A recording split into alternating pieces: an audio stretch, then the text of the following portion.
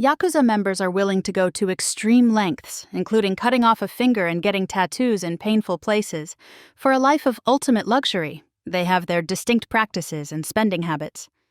Let's take a closer look behind the curtain of this notorious Japanese mafia.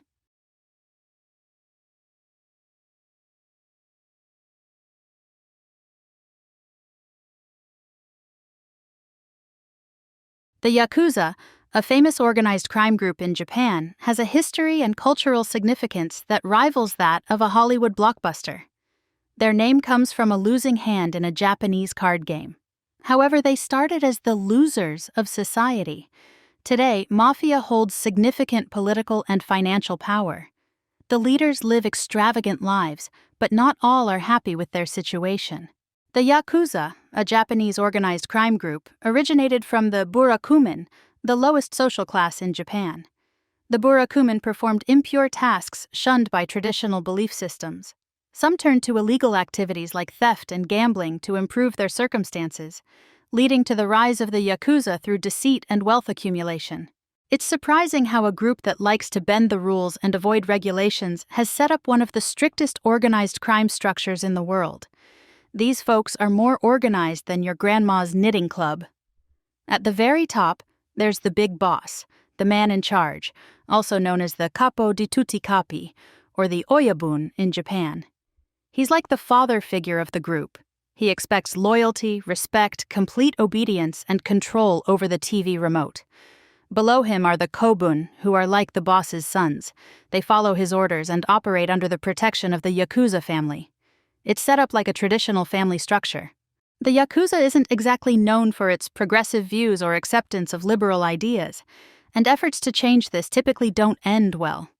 The Yakuza comprises several families, one of which is influential and controversial, much like the Kardashians.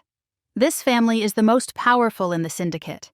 They are wealthy, intense, exceptionally traditional, and narrow-minded.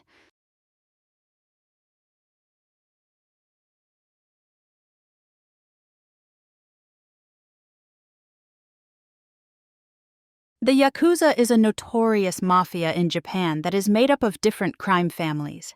At its peak in 1963, it had 184,000 members, but membership has decreased to around 20,400 today. The Yakuza still strongly influences major syndicates like the Inagawa Kai, Sumiyoshi Kai, and the Yamaguchi Gumi operating throughout Japan. The Yamaguchi Gumi, a powerful Yakuza syndicate, has a fascinating history. It started 1915 in Kobe, Japan, with a small group of dock workers. Over time, under the leadership of Kazuo Taoka, the syndicate grew into a criminal empire, getting involved in activities like gambling, extortion, drug trafficking, and real estate. Taoka was crucial in expanding the Yamaguchi Gumi's influence and dominance in the Japanese underworld. By the 1960s, it had become the largest Yakuza syndicate, controlling almost half of all Yakuza members. The Yamaguchi Gumi operates like a big company with a transparent chain of command. At the top is the Kumicho, followed by the Wakagashira and the Shatagashira. Under them are many smaller groups, each led by an oyabun who reports to the higher-ups. It's like a multi-level marketing business, but leaving isn't as simple and safe. This structure helps keep things organized and ensures everyone follows the rules. The Yakuza follow a strict code of loyalty and honor, similar to the samurai of feudal Japan. Just like the samurai, the Yakuza have some unique rituals. Still, instead of tea ceremonies and hand-washing, many finger-cutting and tattoos are involved.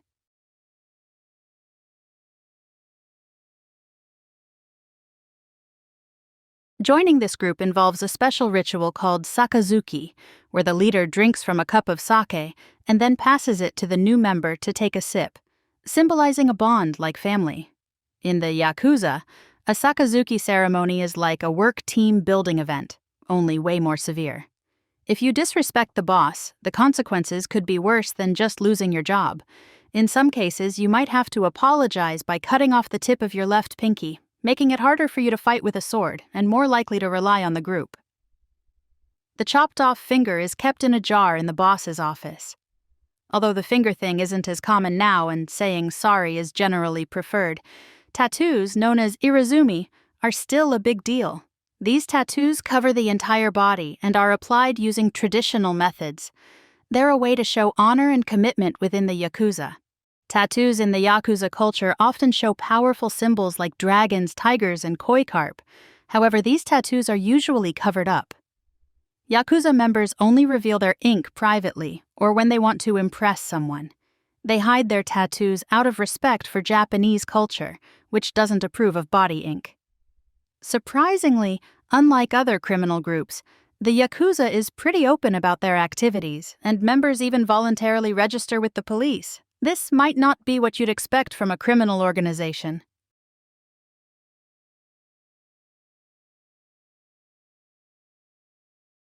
When we think about organized crime, we usually imagine it as secretive and hidden. But in Japan, the Yakuza is a more well-known part of society.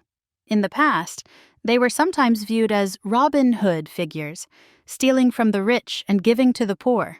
They also tried to improve their image through public relations efforts, such as offering help after the 2011 earthquake and tsunami. After the big earthquake, it wasn't the government that showed up with help first, it was the Yakuza. Yes, those guys you usually see in gangster movies were the first ones there with trucks full of supplies. This wasn't their first time either. They did the same thing after the big earthquake in Kobe in 1995. And they even sent people into the dangerous Fukushima nuclear power plant to help deal with the problems.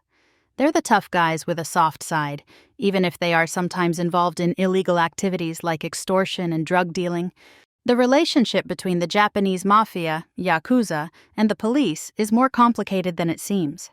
The Yakuza have been involved in different roles, including providing security during President Eisenhower's visit to Japan in 1960. It's like a group of gangsters in suits ensuring the U.S. president stays mafia. It's surprising, but it shows a strange respect considering the history between the two countries. The Yakuza have found a way to integrate into society, and they believe that their contributions are essential for the progress of cities. The Yakuza profited a lot through illegal activities like selling drugs, running prostitution rings, and extortion.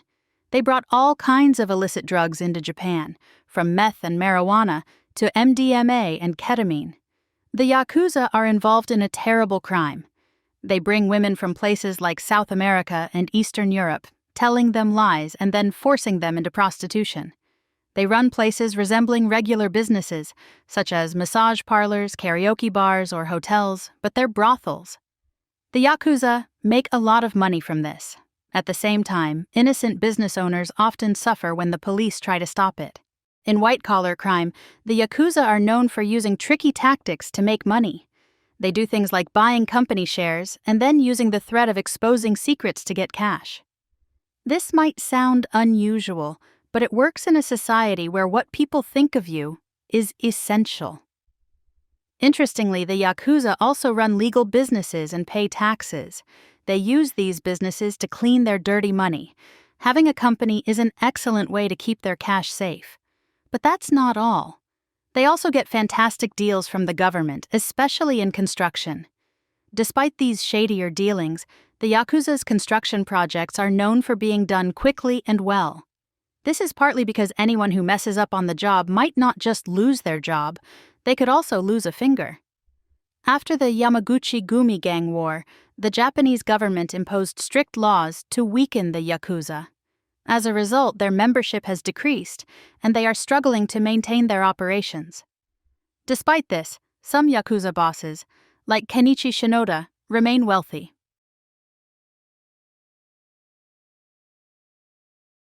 Kenichi Shinoda is an influential leader of a prominent criminal organization in Japan. At 70 years old, he has gained international attention, with the U.S. Treasury taking action to cut off his access to U.S. assets and transactions. This move aims to prevent him and his associate, Koshi Takayama, from participating in the global financial market.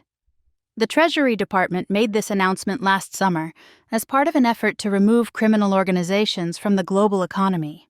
Kenichi Shinoda, the leader of Japan's most notorious Yakuza gang, the Yamaguchi Gumi, lives a life that's like something out of a crime movie. Picture someone like Tony Soprano, but with a love for public transportation and ramen noodles, and you'll have an idea of Shinoda's unique lifestyle. As the boss of a criminal empire making billions from various illegal activities, Shinoda is incredibly wealthy. But instead of living in a huge, fancy house with extravagant luxuries, he's the kind of person who prefers taking the train to essential events. Yes, the most feared man in the Japanese underworld would rather sit on a comfortable seat on the train than travel in a super fancy car. Shinoda, a wealthy crime boss, maintains a positive public image by enjoying simple street-side ramen, investing in local projects, engaging in high-stakes business deals, and running a powerful gang. Shinoda is entirely private, which is typical of Yakuza members. They don't flaunt their wealth and often try to appear normal to the public. Despite their secrecy, there are hints of their extravagant spending on clothes, cars, and homes.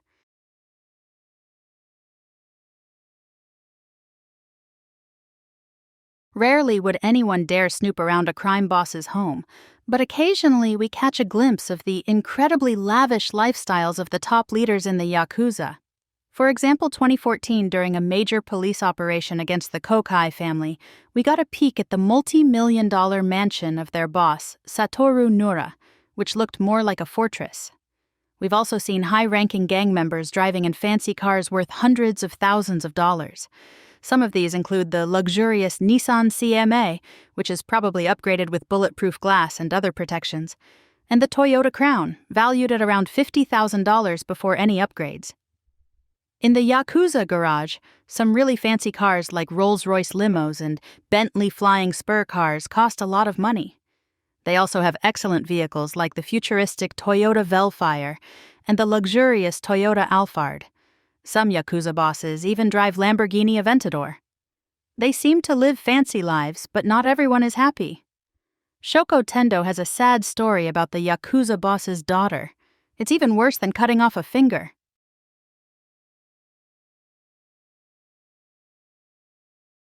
Shoko Tendo's story is like a wild ride through a dramatic crime story with a surprisingly heartwarming ending.